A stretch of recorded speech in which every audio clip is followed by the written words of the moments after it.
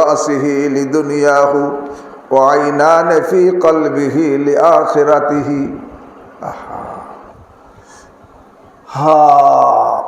দিলের চোখ যখন নাকি বাহিরের চোখ অন্ধ হইলে সে দুনিয়া দেখে না, আর দিলের চোখ অন্ধ হইলে সে দিন দেখে না, আখেরাত দেখে না, সে আখেরাত দেখে না।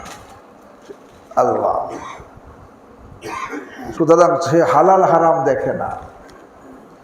সে নামাজও পড়ে, ঘুষও খায়, আছে না? আরে নামাজও পড়ে, বেপরদায় চলে, আছে না? আছে। নামাজও পড়ে, সুদেও টাকা লাগায়, আছে না? আছে। নামাজও পড়ে, গীবত করে। সে হালাল হারাম দেখে না, জায়েজ না জায়েজ দেখে না। নামাজও পড়ে, আবার চোখের বেগানা মেয়ের দিকে তাকায়, আছে না? আছে। কেন? তার কাছে হালাল হারামের পার্থক্য নাই। কোনটা হালাল কোনটা হারামের পার্থক্য নাই, কোনটা জায়েজ কোনটা না জায়েজের পার্থক্য নাই, কোনটা নেকি কোনটা গুনাহ এর পার্থক্য তার কাছে কি নাই। যার কারণে সে নেকিও করে, গুনাহও করে। আহা, এক একটা গুনাহ, একটা গুনাহই তো জাহান্নামে নেওয়ার জন্য কি যথেষ্ট। একটা গুনাহই জাহান্নামে নেওয়ার জন্য যথেষ্ট। একটা ঘরে 700 মনে করেন সাপ রাখা, 700 সাপ। একটা মানুষের মরার জন্য কয়টা সাপের দংশন লাগে? হ্যাঁ, একটাই যথেষ্ট। আরে 700 কবিরা গুনাহ। আব্দুল্লাহ ইবনে আব্বাস রাদিয়াল্লাহু তাআলা আনহু বলেন, কবিরা গুনার সংখ্যা কত? 700। আব্দুল্লাহ ইবনে আব্বাস রাদিয়াল্লাহু তাআলা আনহু বলেন, কবিরা গুনার সংখ্যা হলো 700। এর একটা গুনাহই জাহান্নামে নেওয়ার জন্য কি যথেষ্ট। আল্লাহ আমাকে আপনাদেরকে হেফাজত করে। এই জন্য বলছে, ফাইনা আমিয়াত আইনা রাসিহি ওয়া আবসারাত আইনা কলবিহি ফালাম ইয়াদুরহু আমাহু শাইআ। যদি কারো এরকম ভাবে বাহিরের চোখ অন্ধ থাকে আর দিলের চোখ ভালো থাকে, তার অন্ধ হয় তার বিন্দুমাত্র ক্ষতি হয় না। ফাইনা আমিয়াত আইনা রাসিহি ওয়া আবসারাত আইনা কলবিহি। বাহিরের চোখ তো ভালো ভাই, হ্যাঁ, এরকম বাহিরের চোখ তো অন্ধ, কিন্তু দিলের চোখ তার কি আছে? ভালো আছে। তার এই বাহিরের চোখ অন্ধ হয়, তার ফালাম ইয়াদুররুহু আমাহু শাইআ, তার বাহিরের চোখ অন্ধ হওয়া তার বিন্দুমাত্র ক্ষতি হয় না। সে হক, সে ইমান সব হক না হক বোঝে, জায়েজ না জায়েজ বোঝে, হালাল হারাম বোঝে, এইভাবে সে চলে। কত অন্ধ আছে। আব্দুল্লাহ ইবনে উম্মি মাকতুম রাদিয়াল্লাহু তাআলা আনহু অন্ধ সাহাবী, কত উঁচু মাকামের সাহাবী, যার শানে কোরআন আয়াত নাযিল হয়েছে, আবাসা ওয়া তাওয়াল্লা আন জাআহুল আ'মা। এই আমায় আব্দুল্লাহ ইবনে উম্মি মাকতুম রাদিয়াল্লাহু তাআলা আনহু। কিন্তু কত উঁচু মাকামের, মর্যাদার, কিন্তু বাহিরের চোখ তার কি ছিল? অন্ধ ছিল। তো ফাইনা আমিয়াত আইনা রাসিহি ও আবসারাত আইনা কলবিহি। যদি কারো মাথার চোখ অন্ধ থাকে আর দিলের চোখ ভালো থাকে, ফালাম ইয়াদুররুহু আমাহু শাইআ, তার বাহিরের চোখ অন্ধ হওয়ায় তার বিন্দুমাত্র ক্ষতি হয় না। আর ওয়াইনা আমিয়াত আইনা কলবিহি ওয়া আবসারাত আইনা রাসিহি ফালাম ইয়ানফাহু নজরুহু শাইআ। আর যদি কারো আরে বাহিরের চোখ ভালো কিন্তু দিলের চোখ তার কি অন্ধ, তার বাহিরের চোখ ভালো হওয়ায় তার কোনো উপকারে আসে না। সে হালাল হারাম পার্থক্য করতে পারে না, ইমান কুফুরের পার্থক্য করতে পারে না, হ্যাঁ, হক না হকের পার্থক্য সে করে না। তার কাছে হক না হক সবটাই সে জড়িত। আর বাহিরের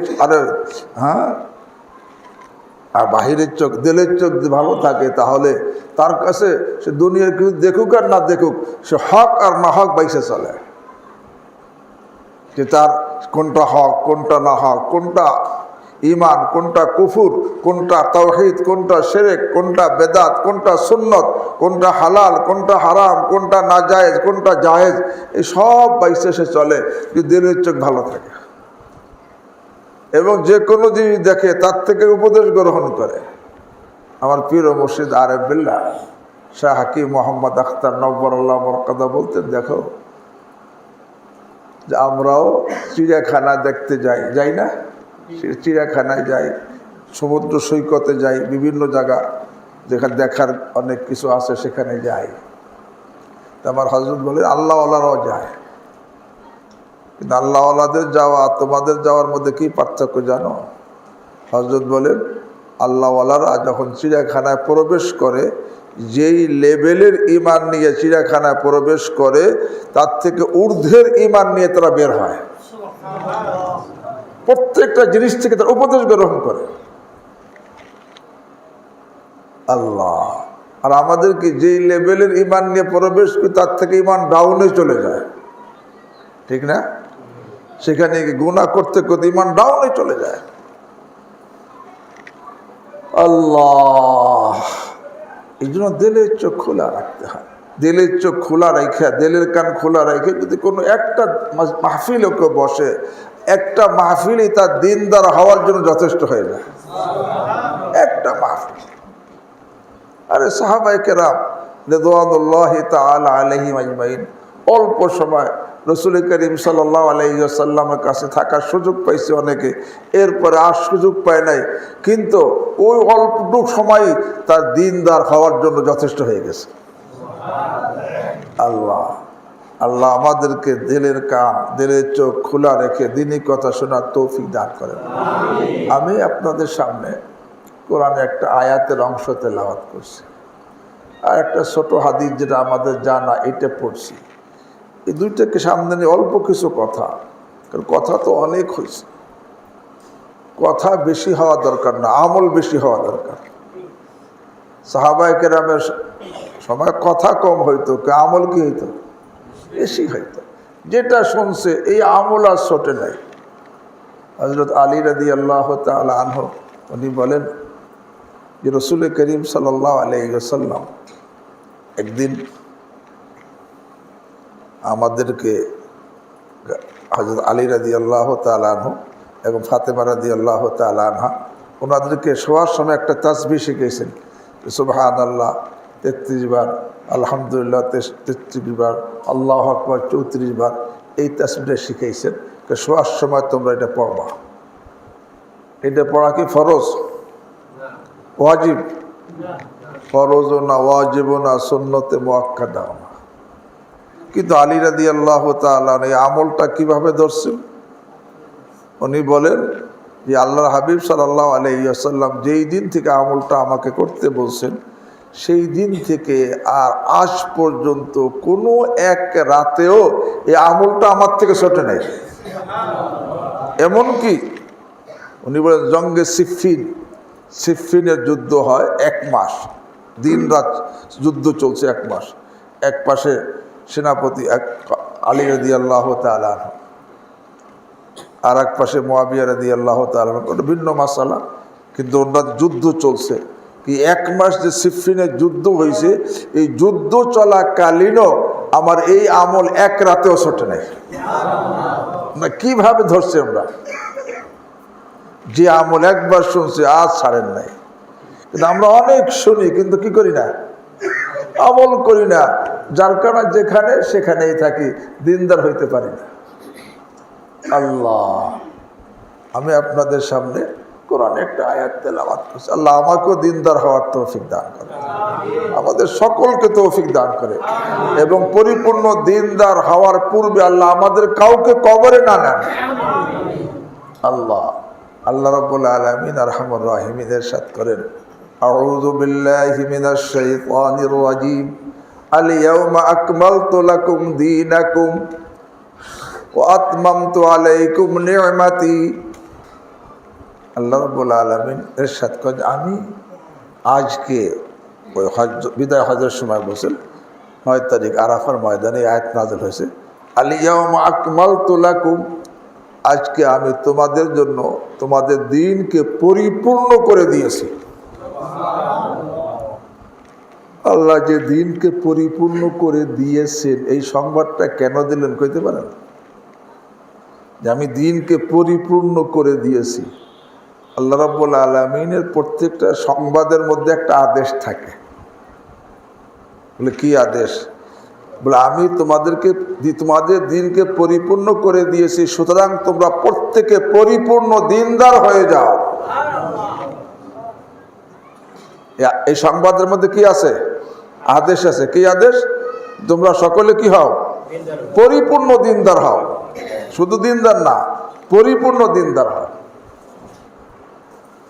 আল্লাহ আমাকে আপনাদেরকে তৌফিক দান করেন। পরিপূর্ণ দিনদার হইতে হলে আল্লাহ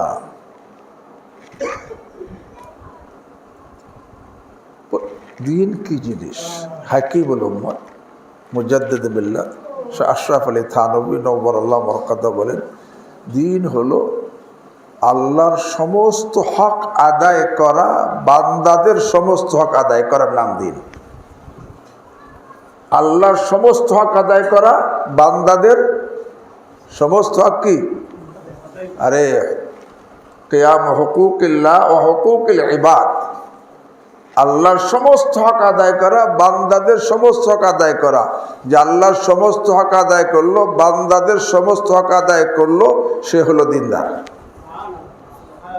আল্লাহর হক নষ্ট করে যেরকম দিনদার হওয়া যায় না, বান্দার হক নষ্ট করেও কি হওয়া যায় না? দিনদার হওয়া যায় না। আল্লাহর হক, আল্লাহ রাব্বুল আলামিনের আদেশগুলো পালন করা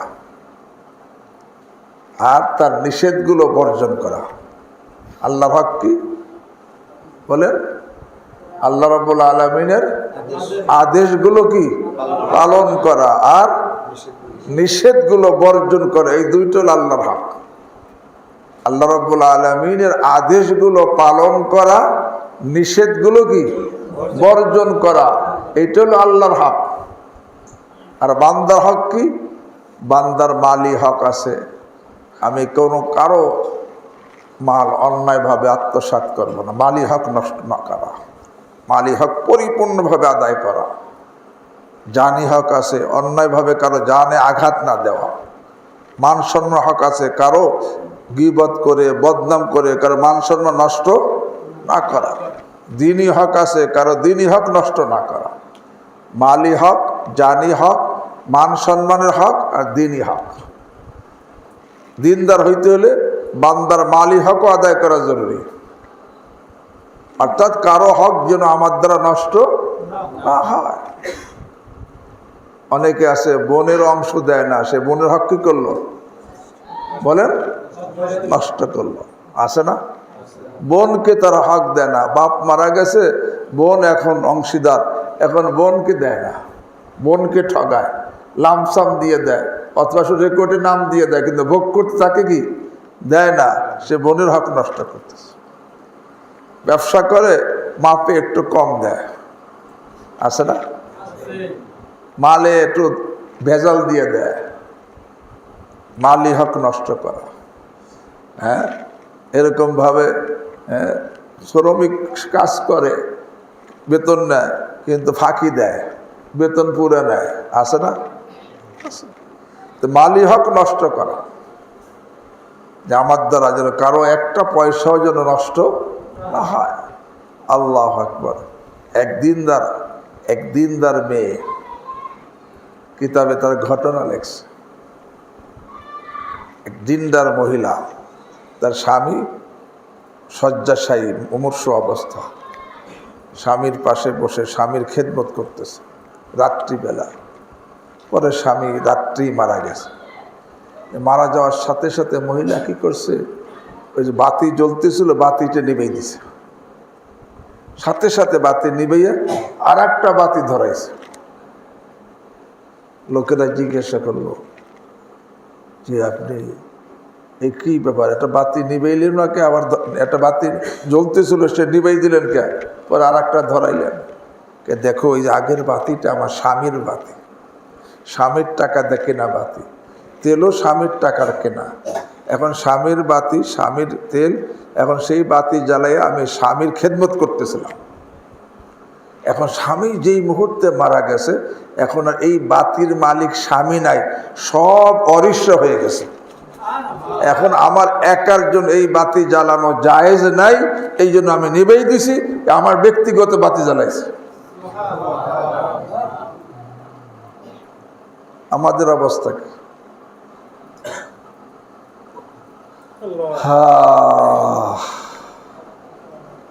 হাকিমুল উম্মত মুজাদ্দিদ মিল্লাত শাহ আশরাফ আলী থানভী নওয়ারাল্লাহ মারকাদা এক জায়গায় ওয়াজে গেছে।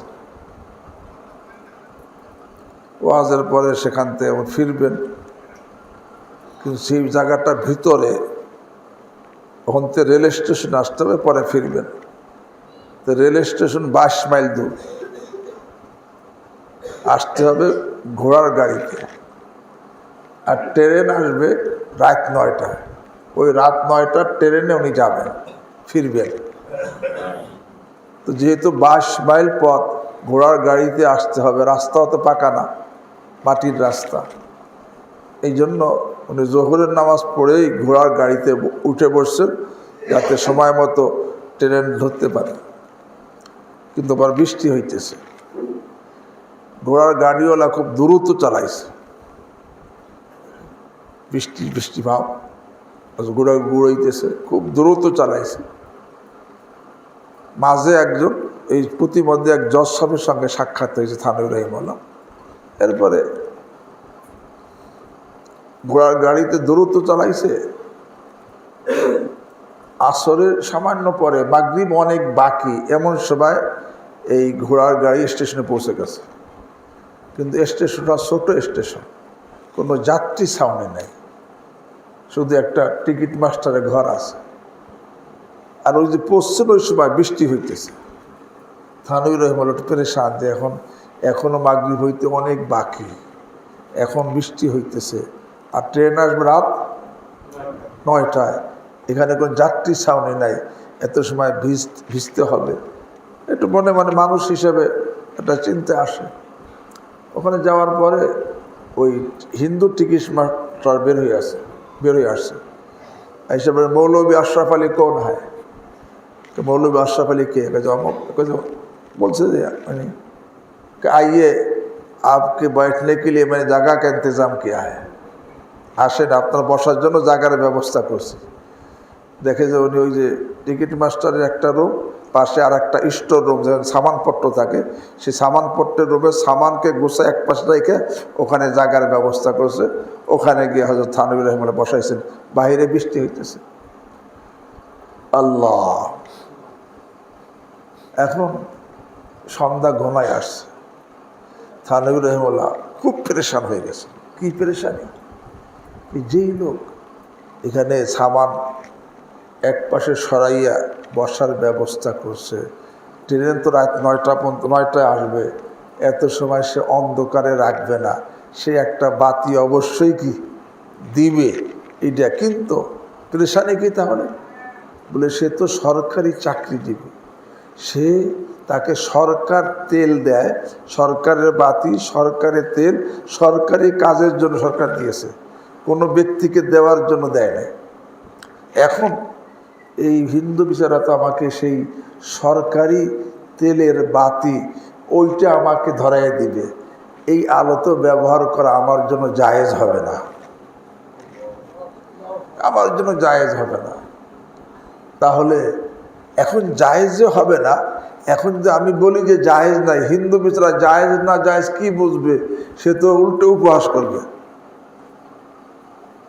আমি যদি না বলি তাহলে না জায়েজে জড়িত হওয়া লাগে, আর বলি যেটা জায়েজ নেই আমার জন্য, তখন সে উপহাস করবে। থানভী রহিমাহুল্লাহ বলে যে আমি মনে মনে দোয়া শুরু করলাম, আল্লাহ তুমি আমাকে এই বিপদ থেকে হেফাজত করো। কারণ ভাই, আমাদের কাছে তো গুনাহকে হালকা মনে হয়। এই জন্য আমি বলি, হে ভাইয়েরা, হে বোনেরা, গুনাহের অভ্যাস করো না।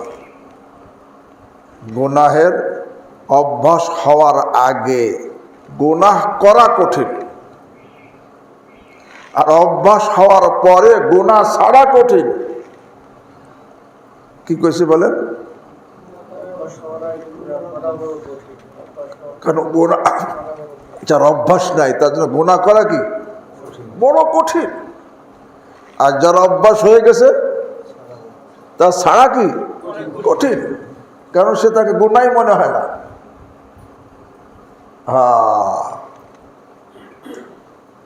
এই জন্য আমি এই ঘটনা বারবার বলি। হাফেজ এমাদউদ্দিন ইবনে কাসির রাহিমাহুল্লাহ তাফসীর ইবনে কাসিরের মধ্যে এই ঘটনাটা লিখছেন যে বনি ইসরায়েলের মধ্যে একজন লোক ছিল, যুবক লোক, তার নাম কিফিল ছিল। কিফিল সে সব ধরনের গুনাহ করত। যুবক মানুষ, টাকা পয়সাও ছিল, অর্থও ছিল, আর নাফরমানি, সব নাফরমানি করত। একবার একটা মেয়ে, তার কিছু টাকার প্রয়োজন, সে বিভিন্নখানে দৌড়দৌড়ি করছে টাকার ব্যবস্থার জন্য, কোথাও সে ব্যবস্থা করতে পারে নাই। চরম ঠেকছে। চরম ঠেকার কারণে সে কি করছে, কোথাও পায় নাই। পরে সে কিফিলের কাছে গেছে, তার কাছে অনেক টাকা পয়সাও আছে, এমনি খারাপ চরিত্রের লোক, আবার টাকা পয়সাও তার কাছে কি আছে। বলছে ভাই আমি চরম ঠেকছি, কোথাও আমি ব্যবস্থা করতে পারিনি টাকার, আপনার কাছে আসছে টাকার জন্য। এখন কিফিল তো খারাপ চরিত্রের ছেলে, সে বলতেছে আমি টাকা দিতে পারি যদি আমার সাথে অবৈধ কাজে রাজি হও। নাউযুবিল্লাহ। তো মেয়েটা তো চরম ঠেকা, কোথাও ব্যবস্থা করতে পারে নাই, নিরুপায়। এখন নিরুপায় হয়ে কয় ঠিক আছে আপনি আমাকে টাকা দেন। পরে কিফিল তাকে 60টা স্বর্ণ মুদ্রা দিছে। এখন কিফিল তার সাথে অবৈধ কাজ করবে, এখন সে কাঁপতেছে আর কাঁদতেছে।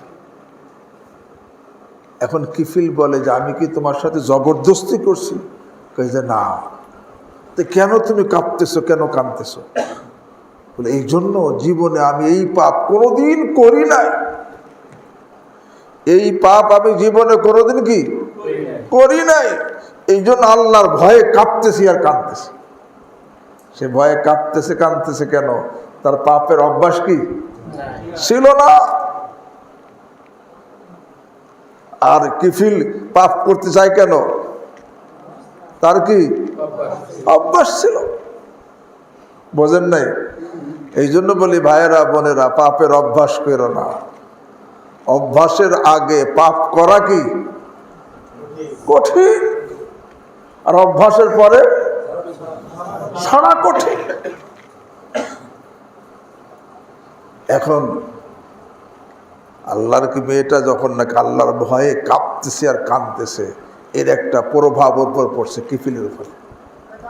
সে বলে যে তুমি ঠিকই পাপে রাজি হইছ, তারপরে এত ভয় এত কান্না, আমি তো কোনো ঠিকই নাই, আমি কেন পাপ করব? যাও তুমি চলে যাও, আমি পাপ করব না। তখন ওই মেয়েটাকে পাঠাই দেয়, কয় টাকা দিছি তোমাকে আর দেওয়া লাগবে না, তুমি নিয়ে যাও। আল্লাহর কি ইচ্ছা, ওই যে মেয়েটার কান্না আর ভয় দেখার পরে তার মধ্যেও একটা অনুভূতি জাগছে, সে আমি কেন পাপ করব? তা আমি তো ঠিকই, সে তো ঠিকই রাজি হয়েছে, তারপরও এই পরিমাণ ভয়, আমি তো ঠিকই নেই, তারপর আমি এত পাপ করছি, ওকে ছাড়িয়ে দিয়েছি, আমি আর পাপ করব না। রাত্রিবেলা তওবা করতেছে, আল্লাহি লা ইয়াসিল্লাহা কিফলুন আবাদা, খোদার কসম কিফিল আর কোনোদিন আল্লাহর নাফরমানি করবে না। কার সাথে ওয়াদা করছে? আল্লাহ, খোদার কসম কিফিল আর কোনোদিন আল্লাহর নাফরমানি করবে না। এই কথা যখন বলছে, আল্লাহর কি মর্জি, ফামাতা মিন লাইলাতিহি, ওই রাত্রেই কিফিল মারা গেছে। ওই তওবার পরে কি মারা গেছে। আর তখন বনি ইসরাঈলের নিয়ম ছিল, রাত্রিবেলা যে যা করত, সকালে তার দরজায় অটোমেটিক লেখা উঠত, সবাই দেখত সে রাত্রে কি করছে। অবৈধ কাজ করলে তাও লেখা উঠতো, চুরি করলে তাও লেখা উঠলো, তাহাজ্জুদ পড়লে তাও লেখা উঠতো, তেলাওয়াত করলে তাও লেখা উঠতো। এখন কিফিল মারা গেছে, এখন কিফিলের দরজায় লেখা উঠছে কি জানেন? কদ গাফারাল্লাহু লিল কিফলি, নিশ্চয়ই আল্লাহ কিফিলকে মাফ করে দিয়েছেন। ভাই কিফিলের মতো তওবা করতে কে কে রাজি আছি? এই কিফিলে তওবা করতে কে কে রাজি? আল্লাহ আমাকে আপনাদের সকলকে তৌফিক দান করেন। তো বলতেছিলাম পাপ করার আগে, হ্যাঁ, পাপের অভ্যাসের আগে পাপ করাটা কি কঠিন, আর অভ্যাস হলে ছাড়াটা কি কঠিন। হযরত থানবী রাহিমাহুল্লাহ, আমরা তো কত কিছু এরকম ব্যবহার করি, আমাকে তো কোনো পেরেশানি লাগে না। উনি এত পেরেশান হয়েছে যেরকমভাবে, হ্যাঁ, যে সরকারি তেলের বাতি আমাকে দিলে ওইটা দেওয়ার তো সরকার তাকে অধিকারও দেয় নাই, তার দেওয়াও জায়েজ হবে না, আমার ব্যবহার করাও কি হবে না, জায়েজ হবে না। এখন না জায়েজ কাজে জড়িত হওয়া, গুনায় জড়িত হয়ে যাব, এই পেরেশান হয়ে গেছে। হযরত থানবী রাহিমাহুল্লাহ বলে যে আমি মনে মনে দোয়া করতেছি, আল্লাহ আপনি আমাকে এর থেকে বাঁচান। এমন সময় ওই হিন্দু টিকিট মাস্টার তার পিয়নকে ডাক দিছে, ডাক দিয়ে বলে, শোনো, আমার একটা ব্যক্তিগত বাতি আছে যেটা আমি বাড়ি থেকে এনেছি, যেটা তেল আমার নিজের টাকায় কেনা। এই সব কথা হিন্দু টিকিট মাস্টার বলতেছে, ওনাকে কেউ বলতে বলছে? উপর থেকে বলাইছে। আল্লাহ দেখে আমার বান্দা কি পেরেশান, আর বান্দাকে শান্ত করার জন্য, তাকে সান্ত্বনা দেওয়ার জন্য তার জবান সব বলাইছে, দেখো এই আমার একটা ব্যক্তিগত বাতি যেটা আমি বাড়িতে এনেছি, যার মধ্যে আমার ব্যক্তিগত টাকার কেনা তেল, এই বাতিটা ধরাই দিয়ে আসে। আমরা তো চিন্তা করি না বান্দার হক নষ্ট করার, সরকারের এত তেল অন্যায়ভাবে নিবে, এই পেরেশান হয়ে গেছে। ওই যে মেয়েটার কথা বলছিলাম, মহিলা, দিনদার মহিলা, যে স্বামী মারা গেছে, সাথে সাথে কি করছে, বাতি নিবেই দিছে। যে এখন স্বামী মারার সাথে সাথে এই বাতির মালিক তো স্বামী নাই, সব অরিষ্ট হয়ে গেছে। এখন সব অরিষ্টদের বাতি, এখন অরিষ্টদের মধ্যে এটাও বলে দিই, অরিষ্টদের মধ্যে কিছু আছে যারা নাবালেগ, এতিম। এতিম নাবালেগ সামনে থাকলেও, সে বললেও সে ব্যবহার করা কি নাই। এখানে মাসলা ভালো করে শুনে রাখেন, অনেকের আছে জামাই মারা যায় না, অনেকের আছে মেয়ে বিয়ে দিয়েছে, জামাই ছোট ছোট বাচ্চা রেখে কি মারা গেছে, বা ভগ্নিপতি মারা গেছে, যায় না, কিন্তু ছোট ছোট সবাই, তার বাচ্চারা সবাই কি ছোট এতিম। এখন আপনি নানা বা আপনি মামা, আপনার জন্য সেই বাড়িতে গিয়ে খাওয়া জায়েজ নাই, কারণ ওইটা ওই সম্পদের মালিক কে হয়েছে, এতিমরা হয়েছে, এতিমরা সম্পদের মালিক হয়েছে। তারা তো খুশিতেও দেয়, নাবালেগ অবস্থায় খুশিতে দিলেও দেওয়া, সেটা নেওয়া কি নাই, জায়েজ নাই। আল্লাযীনা ইয়াকুলুনা ইন্নাল্লাযীনা ইয়াকুলুনা আমওয়াল ইয়াতামার মধ্যে এরাও চলে আসবে। এটা খুব ভালো করে বোঝেন, এতিমের মাল খাওয়ার গুনাহ হবে। কারণ নাবালেগ যদি খুশিতেও দেয়, সেটা খাওয়া যায় না।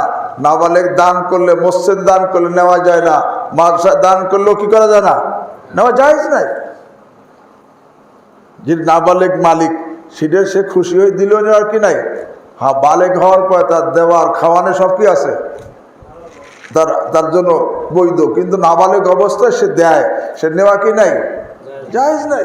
এতিমেরটা খাওয়া জায়েজ নাই।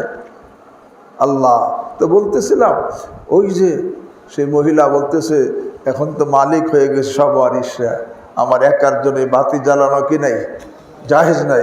এই জন্য আমি এটি নিভিয়ে দিছি, আমার ব্যক্তিগত একটা বাতি ছিল, সে জ্বালাইছে। আহা, এই জন্য বান্দার মালিক হকও যেন আমার দ্বারা নষ্ট না হয়। অনেকে বোনের হক দেয় না, অনেকে ভাইরে ঠকায়, আছে না। আল্লাহ, দিনদার হইতে হলে কেউ বোনের হক নষ্ট করে, আল্লাহ মাফ করে। সে যদি নামাজ পড়ে, হজ করে, যাকাত দেয়, আর উমরা করে, দান খেরাতও করে, কিন্তু বোনের হক নষ্ট করছে, কিয়ামতের ময়দানে বোনের হক নষ্ট করার কারণে বোন ছাড়বে না, পরে সব নেকি বোনকে দিয়ে যদি পার না পায় তো জাহান্নামী হওয়া লাগবে। সমাজে আছে না নাই? আরে দিনদার হতে হলে আল্লাহর হক আদায় করার সাথে সাথে বান্দার হক আদায় করা কি জরুরি।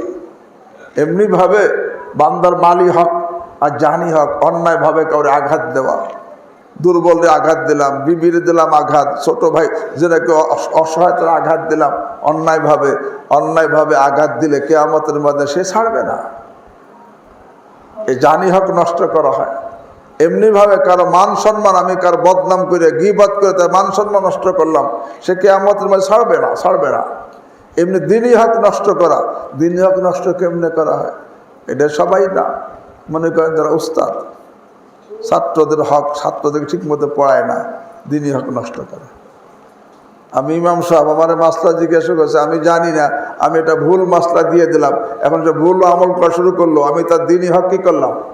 নষ্ট করলাম। হ্যাঁ, যদি দিনদার হতে হয় তা আল্লাহর সমস্ত হক আদায় করতে হবে, বান্দার সমস্ত হক আদায় করতে হবে। আল্লাহর কোনো হক নষ্ট করে যেমন দিনদার হওয়া যায় না, বান্দার কোনো হক নষ্ট করেও কি দিনদার হওয়া যায় না। আল্লাহ বললেন, আমি তো তোমাদের দিনকে পরিপূর্ণ করে দিয়েছি, অর্থাৎ আল্লাহর সমস্ত হক আদায় করার কথা বলে দিয়েছেন, বান্দাদের হক আদায় করার কথা বলে দিয়েছেন। এখন তোমরা পরিপূর্ণ দিনদার হও, আল্লাহর সব হক আল্লাহর আদেশগুলো পালন করো, নিষেধগুলো বর্জন করো, বান্দাদের সব হক পরিপূর্ণভাবে কি করো? আদায় করো, তাহলে পরিপূর্ণ দিনদার হতে পারবা। হ্যাঁ, দিনদার হইতে হলে প্রথম দিনের এলেম শিখতে হয়, এলমে দিন, পরে তারপর আমল করতে হয়, এটা আমলে দিন, পরে সেই আমলটা যাতে আল্লাহর দরবারে কবুল হয়, এটা হলো হাকিকতে দিন। ইখলাসের সাথে করতে হয়, ইখলাসের সাথে না করলে সেই আমলও আল্লাহর দরবারে কি হয় না, সে দিনদার হতে পারে না, সে তো নাফরমান, অর্থাৎ সে তো গুনাহগার। যে নাকি আমল করে নামের জন্য, দেখানোর জন্য, প্রশংসা পাওয়ার জন্য, সে তো বড় নাফরমান, বড় গুনাহগার। কত বড় গুনাহগার! আল্লাহর হাবিব সাল্লাল্লাহু আলাইহি ওয়াসাল্লাম বলেন, যে নাকি নামের জন্য আলেমকারী হয়েছে, নামের জন্য দান করে, নামের জন্য শহীদ হয়েছে, আল্লাহর হাবিব সাল্লাল্লাহু আলাইহি ওয়াসাল্লাম বলেন, কিয়ামত দিন প্রথমেই তাকে জাহান্নামে দেওয়া হবে। আল্লাহ আমাকে আপনাদেরকে হেফাজত করেন। এই জন্য ভাই, হ্যাঁ, দিনের এই ইখলাস ভিতরে পয়দা, হাকিকতে দিন একে বলা হয়। আর একটা এশাআতে দিন, আমি যদি পরিপূর্ণ দিনদার হতে চাই, এক নম্বর দিনই এলেম আমার পরিপূর্ণ। কোরআনে বলছে, ইন্নামা ইয়াতাকাব্বালুল্লাহু মিনাল মুত্তাকিন। এরপরে আর একটা কাজ হলো, আমাদের দায়িত্ব শুধু নিজে দিনদার হওয়া না, অপর ভাইকে দিনদার বানানোর জন্য কি করা? চেষ্টা করা। এইটাই এশাআতে দিন, নিজে দিনদার হওয়া, আর দ্বিতীয় কাজকে অপর ভাইকে দিনদার বানানোর জন্য কি করা? এইটাই দাওয়াত ও তাবলীগ, এইটাই এশাআতে দিন। আল্লাহ এখানে আল্লাহ রাব্বুল আলামিন আরহামুর রাহিমিন যে দিনকে পরিপূর্ণ করে দিয়েছেন, আমাদেরকে পরিপূর্ণ দিনদার হওয়ার জন্য আল্লাহ আমাকে আপনাদের সকলকে পরিপূর্ণ দিনদার হওয়ার তৌফিক দান করেন। পরিপূর্ণ দিনদার না বানিয়ে আমাদের কাউকে অন্ধকার কবরে না নেন। বিশেষ করে দিনে আমলের সাথে সাথে গুনাহ থেকে বাঁচার ইহতিমাম বেশি করা দরকার। আল্লাহর হাবিব সাল্লাল্লাহু আলাইহি ওয়াসাল্লাম বলেন, জবান এবং লজ্জা স্থানের কারণে সবচেয়ে বেশি মানুষ জাহান্নামী হবে, জবান এবং লজ্জা স্থানের কারণে। এই জন্য আল্লাহর হাবিব সাল্লাল্লাহু আলাইহি ওয়াসাল্লাম বলেন, যেই পুরুষ, যেই মহিলা, যেই যুবক, যেই যুবতী তার জবান হেফাজতে গ্যারান্টি দিবে এবং লজ্জা স্থান হেফাজতে গ্যারান্টি দিবে, আল্লাহর হাবিব সাল্লাল্লাহু আলাইহি ওয়াসাল্লাম বলেন, আমি তার জান্নাতের গ্যারান্টি দিব। আল্লাহ আমাদের অতীতকে মাফ করে দেন। এখন থেকে মৌত পর্যন্ত জবান হেফাজত করা, জবানের দ্বারা গীবত করব না, মিথ্যা বলবো না, গালি দিব না, ঝগড়া করব না, খুঁটা দিব না, অপবাদ দিব না, বেগানা মেয়ের সাথে গল্প করব না, মোট বাপ মার সাথে বেয়াদবিমূলক কথা বলবো না, মোট কথা জবানের দ্বারা কোনো গুনাহ করব না এবং লজ্জা স্থানের দ্বারা কোনো গুনাহ করব না। একমাত্র হালাল বিবি ছাড়া অন্য যে কোনো জায়গায় কেউ চাহিদা পুরা করলো সে জিনাকার হবে। একমাত্র হালাল বিবি। হালাল বিবি কেন বলছি? অনেকের বিবি আছে না খাতায়, কিন্তু আসলে সে কি না, হালাল না। বলে কেমনে হুজুর? বলে দেই, একটা মেয়ের এক জায়গায় বিবাহ হয়েছে, সেই স্বামী তাকে ছাড়েও নাই, তালাক দেয় নাই, তালাক দেওয়ার ক্ষমতাও দেয় নাই, স্বামী বাহিরে কোথাও থাকে। এখন সেই মেয়ে আর এক ছেলের সাথে সম্পর্ক কইরা স্বামীকে একতরফা দিয়া এই ছেলের সাথে বিবাহ হয়েছে। দুনিয়ার আইনে যদিও বিবাহ হয়, আল্লাহর আইনে কি হয় নাই। এখন এই ছেলে, এই মেয়ে আর এই ছেলে সারা জীবন কাটাবে, জিনাকার অবস্থায় কাটাবে। মৃত্যুর পর দুইজনই আল্লাহ মাফ করে জাহান্নামে চলে যাবে। এরকম আছে না? হ্যাঁ আছে। আল্লাহ, হ্যাঁ, এই জন্য হালাল বিবি কইছি। তার কাছে যদিও কাবির নামায় তার বিবি, সবাই কয় তার বিবি, কিন্তু আসলে হালাল না, সে তো অন্যের বিবি। অন্য তাকে কি কয়, তালাক দেয় না, তালাক দেওয়ার ক্ষমতাও দেয় না। অথবা এরকম একজনের স্বামী স্ত্রী একসময় আগের সময় স্বামী তাকে তালাক দিয়ে বলছে, আল্লাহর বিধান মতে পরিপূর্ণ তালাক হয়ে গেছে, এখন আল্লাহর বিধান মতো সংশোধন না করে ওই বিবিকে নিয়ে ঘর সংসার করতেছে। এখন কি হালাল না হারাম? এখন তার বিবিকে হালাল আছে না হারাম আছে? হারাম হয়ে গেছে। এখন তো সে যদিও নামাজ পড়ে, ইশরাক পড়ে, আওয়াবিন পড়ে, চাষ পড়ে, তাহাজ্জুদ পড়ে, হজ করে, উমরা করে, কিন্তু সে উভয় তো জেনাকার, উভয় জেনার মধ্যে আছে না সমাজে? আল্লাহ। অথবা আল্লাহ মাফ করে স্বামী স্ত্রীকেও একজন এমন কথা বলছে যার দ্বারা ঈমান নষ্ট হয়ে যায়। যেই কথা ঈমান নষ্ট হয় সেই কথা বিবাহ বন্ধন ছিন্ন হয়ে যায়। আর বিবাহ বন্ধন ছিন্ন হয়ে গেলে এখন যদি তাকে হালাল করতে হয় তাহলে প্রথমে তওবা কইরা ঈমান দোহরাইতে হবে, এরপরে বিবাহ দোহরাইয়া নিলে হালাল হবে। কিন্তু সে ঈমানও দোহরায় নাই, বিবাহ দোহরায় নাই, তার সাথে ঘর সংসার করতেছে। দুনিয়ার মানুষ দেখে তো তার স্বামী স্ত্রী, আসলে আল্লাহর খাতায় সে স্বামী স্ত্রী ব্যয় জেনা হইতেছে। আল্লাহ আমাদেরকে বোঝার তৌফিক দান করে। এই জন্য আমি বলছি লজ্জা স্থান হেফাজত একমাত্র হালাল বিবি ছাড়া অন্য যে কোনো জায়গায় সে লজ্জা স্থান তার চাহিদা পুরো করবে, জেনা হবে। আল্লাহ হাবিব সাল্লাল্লাহু আলাইহি ওয়াসাল্লাম ইরশাদ করেন, মাই ইয়াজমানলি মা বাইনা লাহিয়াইহি ওয়া মা বাইনা রিজলাইহি আজমান লাহুল জান্নাহ। যেই পুরুষ, যেই মহিলা, যেই যুবক, যেই যুবতী তার জবান হেফাজতের গ্যারান্টি দিবে আর লজ্জা স্থান হেফাজতের গ্যারান্টি দিবে, আল্লাহ হাবিব সাল্লাল্লাহু আলাইহি ওয়াসাল্লাম ইরশাদ করেন, আমি তার জান্নাতের গ্যারান্টি দিব। আল্লাহ আমাদের অতীতকে মাফ করে দেন। এখন থেকে মৌত পর্যন্ত এই দুই অঙ্গের পরিপূর্ণ হেফাজত করে রাসূল করিম সাল্লাল্লাহু আলাইহি ওয়াসাল্লামের পক্ষ থেকে জান্নাতের গ্যারান্টি নিতে কে কে রাজি আছি? আল্লাহ আমাকে আপনাদের সকলকে তৌফিক দান করেন। সুবহানাল্লাহি ওয়া বিহামদিহি, সুবহানাকা আল্লাহুম্মা ওয়া বিহামদিক, আশহাদু আল্লা ইলাহা ইল্লা আনতা আস্তাগফিরুকা ওয়া আতুবু ইলাইক। اللهم صل على سيدنا